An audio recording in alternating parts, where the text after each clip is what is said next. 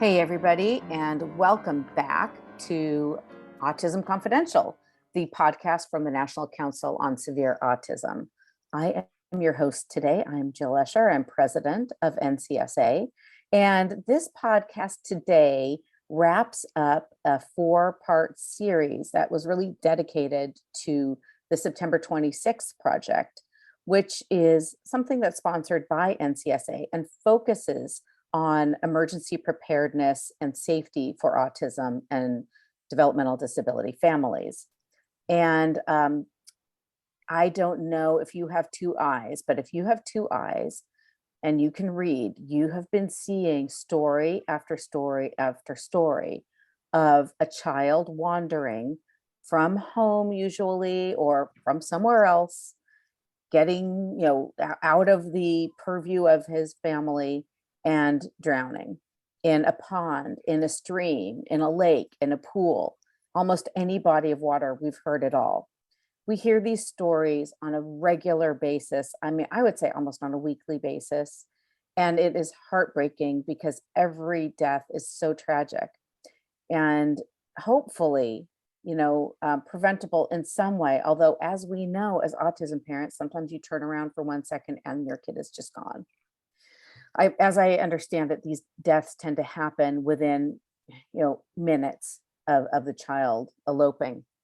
So today we are extremely fortunate to have an episode that really focuses on the subject of swimming with autism. I have two guests today.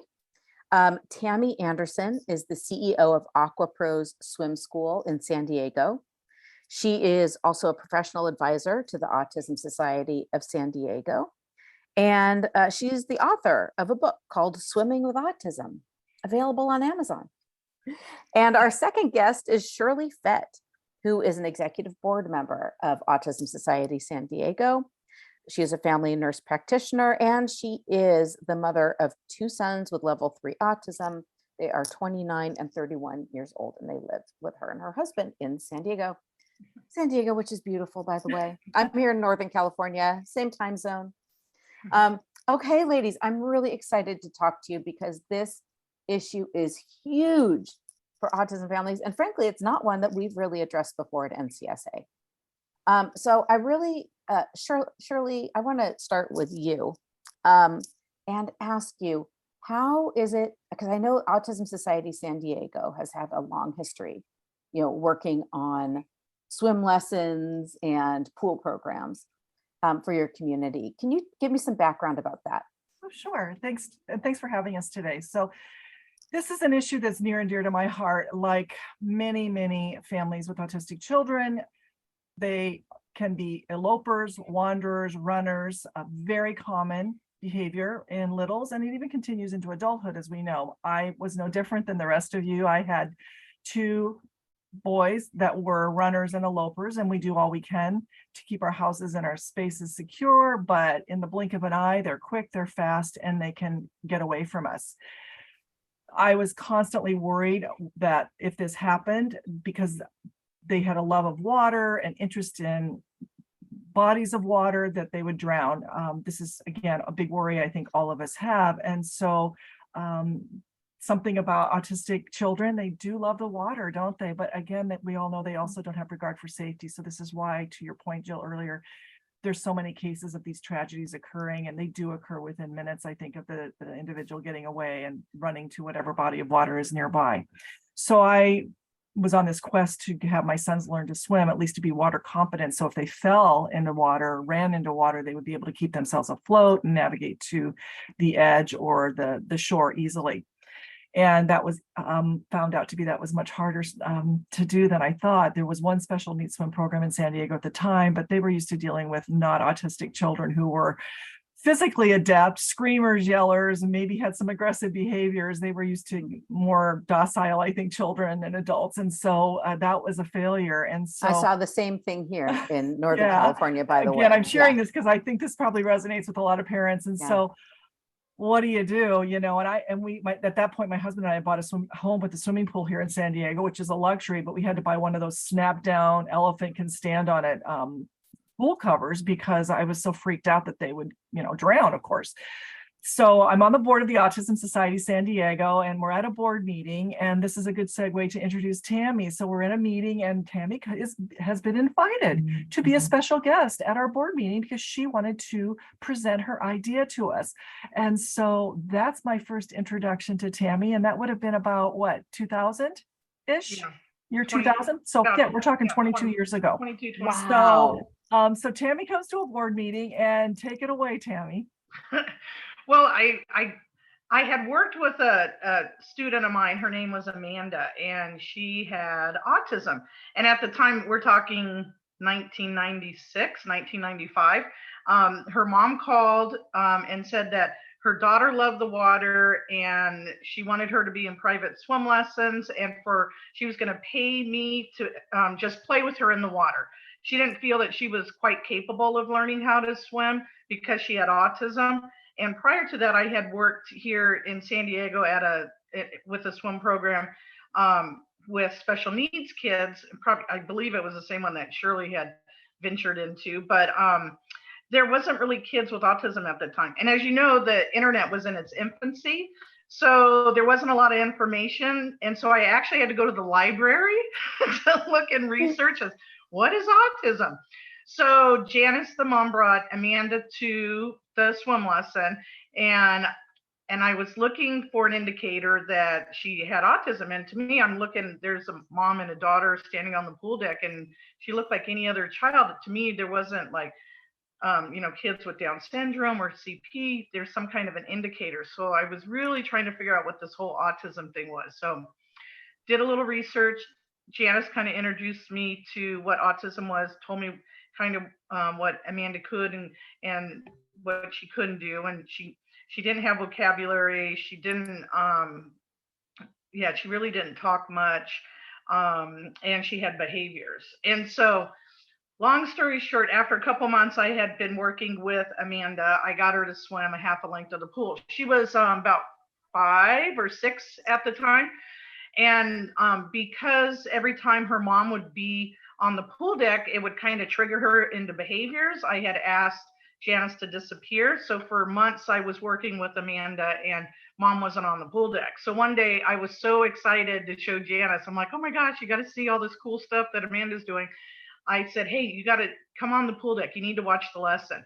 So I had her swim, and I looked over and I saw Janice was teary-eyed, and I was like, this is really cool. Why are you crying? And she said, you don't understand, Tammy. She goes to school. She doesn't read. She doesn't write. She doesn't talk or communicate, but somehow you were able to teach her how to swim. So that was my aha moment. And so I went, okay, well, there's probably more Amandas out here. So how can I help more of these Amandas to learn how to swim? And so I had a friend that introduced me to somebody in the Autism Society, and they said, you need to go talk to them if you want to try to do more. So that's how Shirley and I met. I walked into the board meeting. I was like, hey, I have a swim program. I would like to invite you and your families to come. We could do an open swim. My first initial thought was just an open swim, a safe place for people with kids with autism to come, knowing that probably a lot of the city type lifeguards would be yelling at the kids for running and yelling at the kids for this and that. But since we had a better understanding and I had trained my staff, we wanted to have it to be a nice welcoming environment for everybody. And so when I'm presenting this at the meeting, all the parents there kind of look at me like, okay, who's this crazy lady? She wants our families to come to a pool. And because, all they've ever known is, pretty much bad experiences. So that was our first thing. We did a family pizza pool party. Very first one, I think we had 30 people show up. And that's been 23 going on 23 years now. We consistently have the family pizza pool parties the second Saturday now of the month. Ever since then, I think we only had to knock it off for a couple of months during COVID. But other than that, for 22 something years, we've had the families. But then if I can interject for a second. I do want to note these people live in San Diego. If you were Minnesota, this probably would not be It's happening. an indoor pool. Oh, it's I an have an indoor indoor pool. Oh, Okay, I no, stand people, don't be corrected. deterred. Yeah. If you're listening and you're living in Minnesota, I grew up in Iowa. I know what you're talking about. No, This is an indoor 91-degree pool. yeah, Anybody I'll can elaborate find more on this that. spot. Yeah. There are pools. I'll elaborate a little bit more on that. But anyway, so we went from the pizza pool parties, which has turned into be an awesome event just for the families, as for networking. I mean, Shirley comes to the parties, and she's been down the path of autism for 30 years now. And then you have the newly diagnosed families coming to the pool parties, so then they get to brainstorm. And Shirley's a wealth of knowledge. We have probably about 120 people that come to these pool parties every month, and that was the start. And then from there we started doing swim lessons, and I had taught Shirley's boys how to swim, and then I started kind of coming up with some quirky ideas to make things work while we were instructing. And then from there, we since we had so many kids that were then swimming, then we added in a surf camp. So we have a summer surf camp. So all these aquatic activities encompass what we call our Pool Pals program, and that's persons with autism learning to swim. And so because of that, and I'm a member of what's called the United States Swim School Association. So it's the United States Swim School Association. Majority of us were swim school owners. Our swim schools are indoors. We're private companies. We're not YMCAs, or we're not city municipalities. We're private companies that we teach swimming. And there's about, 700 of us across the US and internationally as well. So we started doing, I presented at a swimming conference, a lecture on swimming and autism. And I got so many swim teachers that were coming up and asking me. This was, I believe, in 2006. So they were asking me, hey, I need some help because I think I might have kids with autism. Can you do more? This, that, and the other thing, which then went into writing the book. It came out in 2010 with Kathy Ball. She's a behavioralist for San Diego City School District, but then. And the book again is called Swimming with Autism. Yeah, Swimming with Autism. Hold it up, Tammy. You have it there. Oh. Give us a visual. We like visuals. Oh, nice. Yeah, that's what it looks like. But anyway, so then developed the book. But then beyond that, we still had so many swim instructors that were just craving to get more information. So we started 12 years ago, we started doing these Swimming with Autism conferences. So we have had swim instructors from all over the country come. Internationally, we've had instructors from Australia, Malaysia, Brazil, Poland, Canada, from all over, because people are craving this information. So, and actually this weekend, we're hosting 45 swim instructors from all over the country for another training.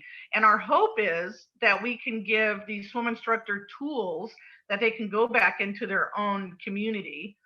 And it's just been really great that we have swim instructors that have taken the 2-day course. They have been very instrumental. Part of what we do is we do a hands-on experience for the swim instructors. So when they go back to their communities, they're not so gun shy. So we have coming to my pool over 100 kids with autism this weekend to work with the instructors. So oh my. Really good, yeah, these are the conference of trainees. So Tammy gets in the water and the kids are in the water and they're actually giving these kids a half-hour lesson. Right. So we do some of that. Try and start to utilize what they've learned in the lecture the day before. Wow. Right. So you're like a national guru of International. autism. Guru, Yeah. actually. I've done trainings in Europe, Belarus. Amazing. Well, and we got an inquiry before the COVID. They wanted us to come in Turkey. I think you had said that there was an inquiry from somebody in Turkey. So it's a really, I think, so what's great, as you can tell, Tammy is just a gem, and we're so fortunate to have you here in San Diego. She and I are pretty passionate about this initiative. For those of you that don't know, I think, Jill, you might have even mentioned it. Drowning is the leading cause of death in children under the age of 14 that have autism. And why is that? Because they drown when they elope. I think the initiative for detection of devices is great. But let's be honest, you guys, by the time somebody realizes a kid is gone, they probably already made it to that body of water. For me as a parent, I'm here to tell you, this to me is the first and foremost primary line of defense we have in preventing these tragedies from occurring. And I, as a mom, would encourage anybody to reach out to Tammy and I. We can tell you how to get programs started in your community. It's really just finding somebody like Tammy that has a swim school in your community, and you start small and start building it up. And, you know, we want to help not only our community, but that's why we do the Swimming with Autism conferences, is we want all these swim teachers that are interested and need this information to be able to learn about it. So, well, let's get into the nitty gritty a bit, if you don't mind. So, for example, I have two kids with autism, and my daughter at first would not even go in the pool. And then when she was in the pool, she's not cooperative at all. She did have a one-on-one teacher at the Y, and after some months, she did learn how to, quote unquote, swim, dog paddle. To this day, she's a dog paddler. Tell me about some of the techniques you use. You know, what can parents listening to this, you know, take away that they might be able to do with their kids? Okay, so couple things. Number one, you know, with the drowning rate, they say kids with autism are 160 times more likely to drown than typical peers. So it's super important that the parents get on board with getting their kids in as young as possible. Actually, from the day you bring the kids home from the hospital, so you don't even know if they're diagnosed with autism. What you should be doing is getting your child comfortable in the water. What we do at the swim school and what we teach parents is when you have that bath time, you start preparing them, desensitizing them to the water. And so what we do is we say, you know, get a cup, and then you're going to say 1, 2, 3, ready, go. That's the verbal cue. We use it with the infants all the way up through all the kids that swim in our program. So it's a cue, 1, 2, 3, ready, go. Go equals water.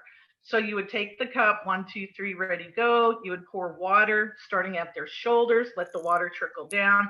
Then you'd scoop up some more water, do it again, 1, 2, 3, ready, go. Start at the back of their head, up to the top of their head, let a few trickles run down, and just do this repeatedly. I tell parents that you should spend 5 to 10 minutes in the bathtub, no soap, no nothing, just water in the tub with the kids. What happens is, because parents have protected their face from the water going down their face, if it's a shampoo visor, if it's a washcloth, if it's just tilting their head backwards, you basically have subliminally trained your kids that the water is a bad thing. You don't realize that when you are a parent and you bring that newborn home. But remember, they were swimming in your tummy for 9 months. What happens is when the parents when they're infants and they pour water on their head and they see their arms move and shake, they think that that is actually the infant is going, oh, I don't like this. I don't like this. When actually what it is a natural swim reflex. Infants have a swim reflex. So they move their hands and their arms as soon as their face gets wet. And so that's what kind of starts that the parents start protecting their head. And then as they get older, let's say they're 3, and then they're brought to the swim school. And then the parents are like, oh, they don't like water on their head. And then they're screaming bloody murder at the swim school because they're going to get their head wet at the swim school. That's the biggest thing that you can do as a parent, is starting right now for any child of any age, is really work on getting their face wet in the bathtub. And then once they're comfortable with that, the rest of the learning process is a lot easier. That's the biggest hurdle, getting them comfortable and in the pool. So I would probably ask you, Jill, when your daughter was younger, did you like protect her face at all when she was in the shower, or when she was an infant? Do you recall? I'm an overprotective mother, so I'm sure I did, but I don't know. I don't know, but I had sort of given up hope of her swimming initially because she was very stubborn and very difficult. But we just had a very patient teacher who, you know, worked with her week after week. And now I have to say, swimming is her absolute favorite thing in the world. So you wouldn't even recognize this child. So the I was point of gonna that, tell just you, real quick, swimming. Tammy, as I'm going to say to parents, the point of this, you need to persevere. It's going to look ugly. It might be uncomfortable, but Yeah. you Right. need to power through this, because think about this, to me, the swimming is probably, we've done, I'm sure as you have, Jill, as parents, the speech therapy, the OT, the, sensory diets, all this stuff we've done. Swimming to me has been one of the most beneficial things for my sons, because it's something they can continue into their life. It's good for fitness. It's a natural sensory processing, calming kind of mechanism. And you're also providing something that could potentially save their lives. And it's a family activity. Water can be the great equalizer when you have autism. Yeah. Put all the kids in the pool and they all kind of look the same, right? And family can go and enjoy a family swim. So to your point, Jill, and my sons also had challenges getting in the water, and Tammy's got all kinds of tips and tricks for that we'll talk about at the conference. But I say to parents, you got to persevere on this. It's worth it, and it's really important to they're going to fuss, they're going to scream, they're going to cry, they might try and they might scratch the teachers. I mean, there's all kinds of things, right, that we know could happen.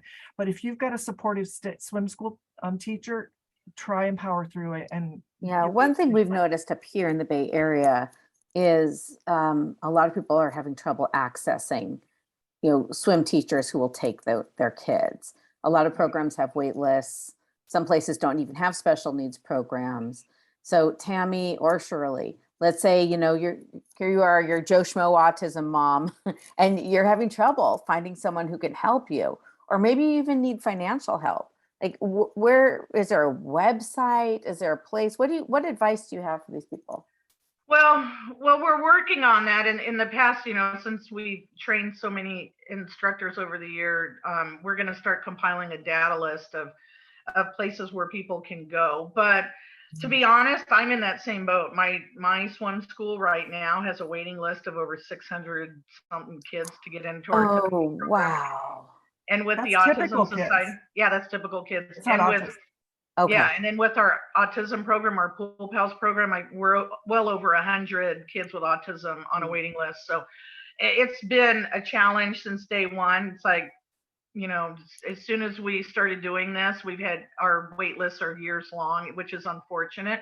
Well, I don't know if you're aware of this, but actually the CDC did a study on San Diego County looking at autism prevalence in children, 8-year-old children, and they found a prevalence of 4%.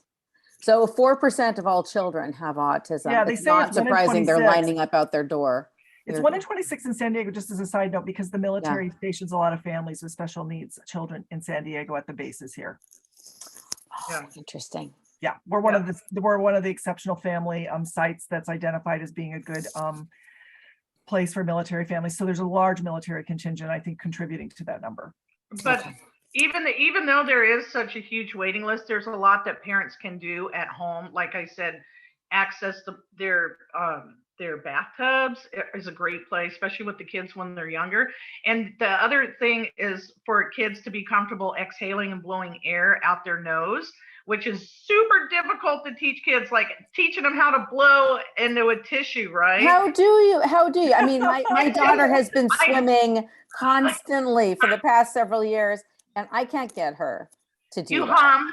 Well, in swimming, we teach the kids to hum. So if you the air's coming out your nose. So we try that with your daughter repetitively, just over and over and over again.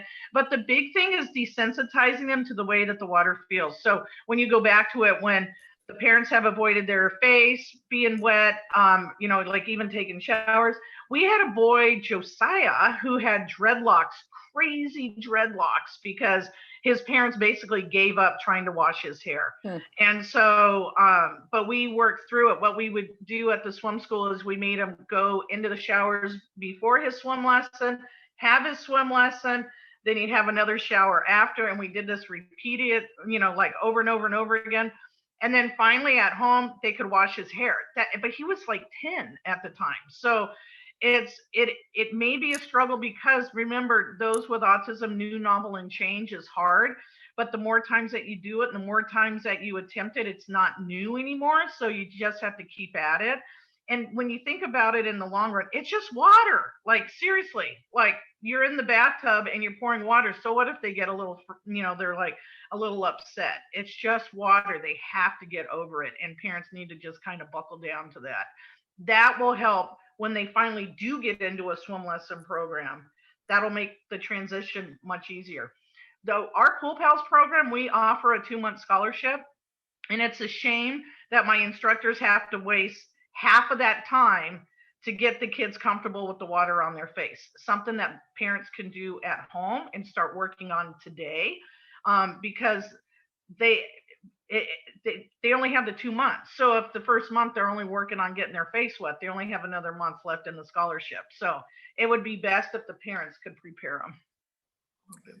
Another thing I want to mention, because you mentioned that aside from giving lessons, you have community events, pool events, and I'm events chair of Autism Society San Francisco Bay Area, and for the past 5 or 6 years, we've been running what we call pool parties here in the Bay Area every Sunday afternoon, so 10 Sundays over the summer. And these are hugely popular, hugely successful. We hear from families all the time that they have trouble bringing their children sometimes to your regular pool because of their behaviors. And at these pool parties, we're obviously completely non-judgmental and completely supportive. So long as within certain boundaries of safety, certain things, Right, obviously right. we can't do. But we just hear how hugely helpful it is to have this pool available, and where the parents can practice, right, swimming with their kids. And I really strongly encourage people in other communities to start other programs. You don't have to be a teacher. Sometimes you just have to provide a venue that could really help, give kids practice time, essentially. Mm-hmm.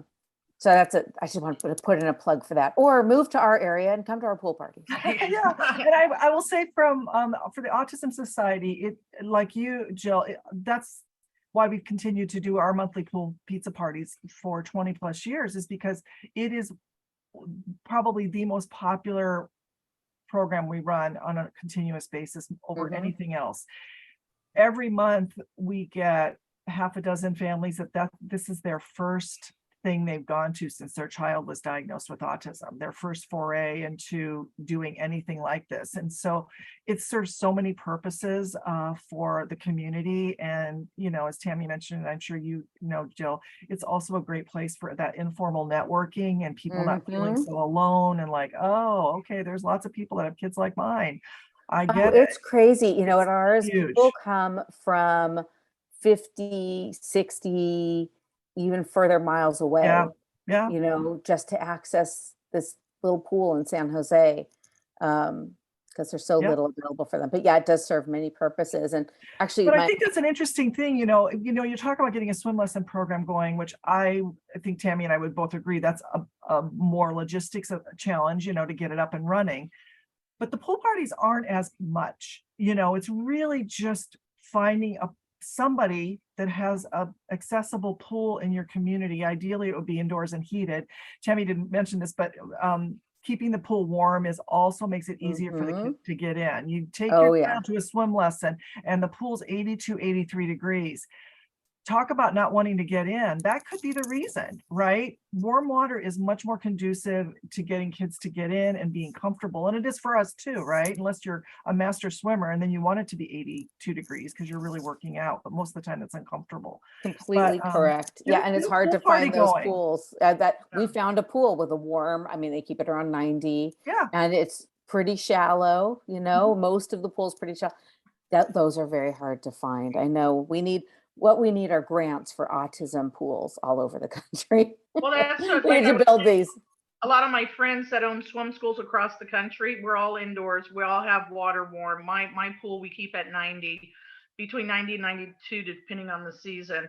But yeah, that's generally most all of us have warm indoor pools. So, well, for those of you that are listeners in California and our regional center clients, regional center will now fund swimming lessons. Oh, I didn't know that. Yes, with the DDS change in October of last year, and they came in and said they're reinstating social and rec programs. This is one of the things they will fund. Yeah, and it's service code 106 for Yes. recreational Yes, therapy. so we're on it. So we got all of Yeah. our, most of our surf camp participants this year also got their surf camp paid for that are regional center clients. Ah, So okay. swimming lessons, because I'm going through self-determination myself right now, and I just got, my sons still go to swim lessons even now. Thank you, Tammy. Mostly because it's routine for They're thick. them, and it's just Yeah, a really they're good great workout for them. swimmers. Yeah, and they're really good swimmers now. So FYI, Californians, regional Okay. centers will fund swim lessons. You just need to find a place that you can take them. Yeah. Can Well- I just briefly mention one other thing that's super important for parents with children with autism, that the use of flotation devices is extremely dangerous for parents to use. That would be your puddle jumpers, that would be your life jackets in a pool, things like that. Coast Guard approved life jackets are for open bodies of water. They do not have jurisdiction on backyard pools. They do not have jurisdiction on city pools, and parents have become complacent to where they put these puddle jumpers on, but because they When you cost say puddle jumper, The wrist, The arm the little floaties on Yeah. the Oh, with the okay. vest. floaty things. Yeah, so we have found an uptick in drownings because kids wear the puddle jumpers, they take them off, they don't realize they don't have the puddle jumper on, they jump back in the pool, and then unfortunately they drown. Oh, The that's parents have interesting. gotten complacent because they're Well, not keeping eyes. think Because about they it. but they feel that the kids are safe with the puddle jumper on. Moms will sit, dads will, they won't have eyes on the kids. But the Here's bigger issue, Tammy, is the kids that elope or it's Well, that's they're in I the was mall. Our kids are typically, I mean, yeah, it's at a pool. I was Yeah, getting to that yeah. point, but yeah, so it was the thing is, kids when they're used to that, they're actually put in the vertical instead of horizontal position, so they're in an active drowning position in those types of devices, and it's because of that. So a vertical position is an active drowning position. When you drown like this. You drown vertically. Because you go down and you sink. Yeah.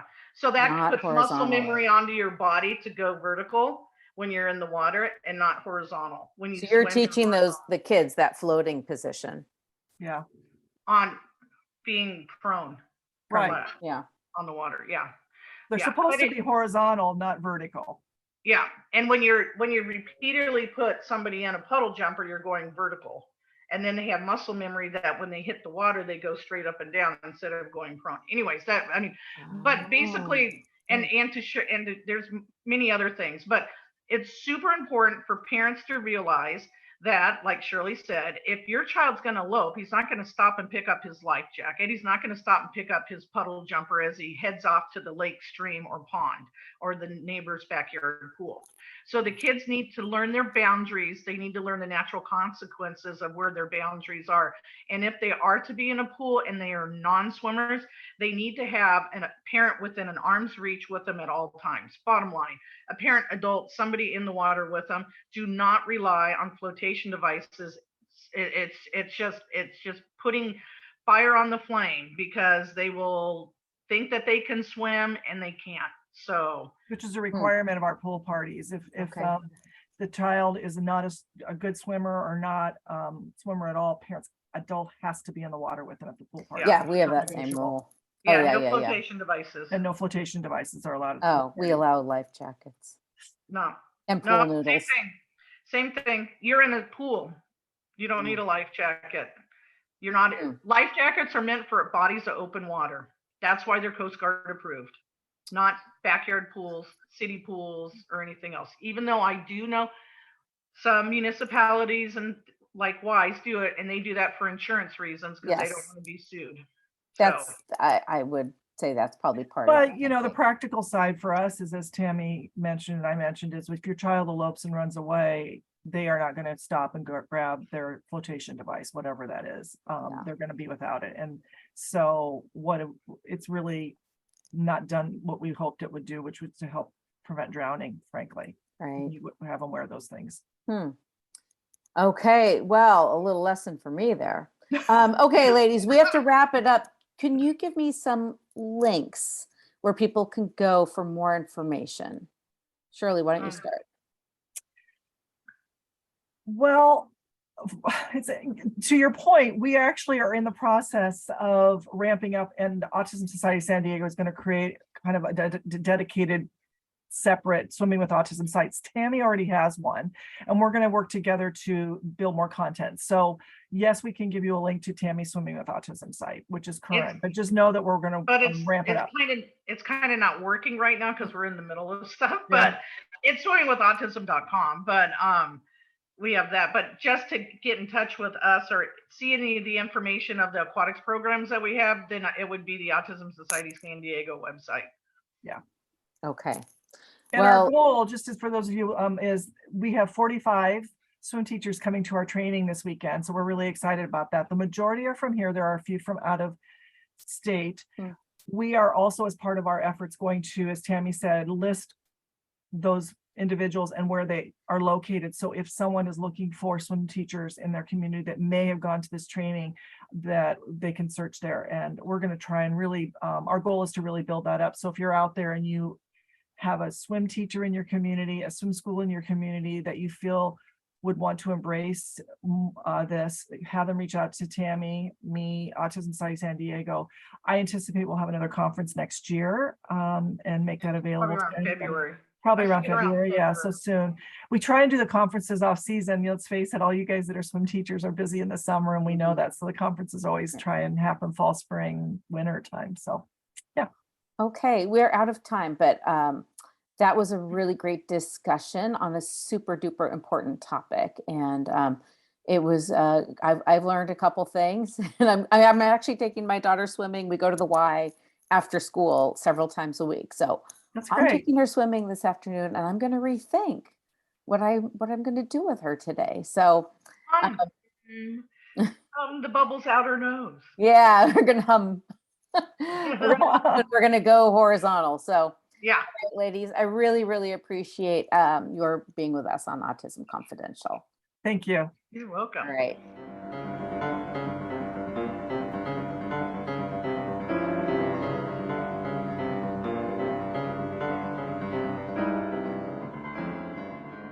Thanks for tuning in to Autism Confidential. If you'd like to learn more, share an idea for an episode, or become a sponsor, please visit us at autismconfidential.org. The views expressed in this podcast are solely those of the individual speakers. Content presented is for informational purposes only, and we do not provide any medical or legal advice.